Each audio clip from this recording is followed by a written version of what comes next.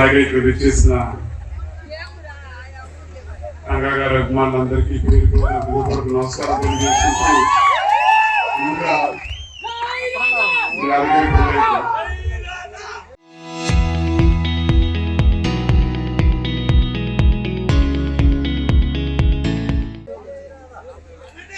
సొంత ఊరు మూలాలు మర్చిపోకుండా అక్కడ పక్కన రాజకీయం అయినా సరే ఇక్కడ సొంత ఊర్లో మా అభిమాన నాయకుడు ఎవరు చెప్పంటే రంగా గారి విగ్రహం సొంతంలో ఏర్పాటు చేయాలని చెప్పని ఎంతో ఒక ఆలోచనతోటి గత 2-3 నెలల నుంచి కష్టపడి ఏర్పాటు చేసిన వాళ్ళకి మనస్ఫూర్తిగా ధన్యవాదాలు తెలియజేసుకుంటా ఉన్నాను.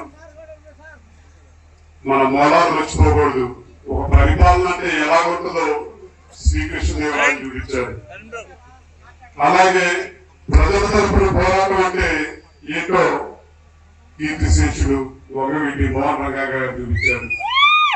అధికారంలో ఉన్న ప్రతిపక్షంలో ఉన్న ప్రజల తరపు నుంచి ప్రజల సమస్యల మీద పోరాడితే ప్రజలు ఎల్లప్పుడూ గుర్తుంచుకుంటారని చెప్పని ఒక నిదర్శనమే కీర్తిశేషుడు వంగవీటి మోహన్ రంగా గారు. ఇవాళ రేపు ఇన్నిసార్లు శాసనసభ్యులు అయ్యారని చెప్పని గొప్పగా చెప్పుకునే రోజులు ఎన్నిసార్లు చేశామని చెప్పని కాదు ముఖ్యం. రంగా గారు కేవలం 85 నుంచి 88 దాకానే శాసనసభ్యులు ఉన్నారు. అంటే 5 సంవత్సరాల పాటు కూడా పూర్తిగా లేదు. 3-3.5 సంవత్సరాల పాటు ఒక శాసనసభ్యులు చేశారు. కానీ మరణించిన 3.5 దశాబ్దాల తర్వాత కూడా రంగా గారి ఒక స్ఫూర్తి ఒక ఆశయం ఎంత గొప్పదో ఆయన్ని ఆదర్శంగా తీసుకున్న రంగా గారి అభిమానులు అంతే గొప్పవాళ్ళని చెప్పి కూడా ఈ సభాముఖంగా తెలియజేసుకుంటూ విగ్రహం ఏర్పాటు చేశాం అయిపోయింది అభిమానం చాటి చెప్పేసారని చెప్పని కాదు. అంత మహనీయులు విగ్రహం ఏర్పాటు చేశారని చెప్పంటే ఆ మహనీయుల్లో ఆదర్శంలో మనం అందరం నడవాలి.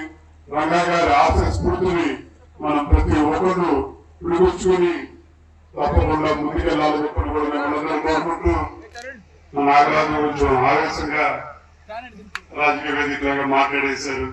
అంటే మనలో ఆవేశాలు ఎక్కువ ఉంటాయి కాబట్టి ఆవేశంతో పాటు ఆలోచనలు కూడా అవసరం.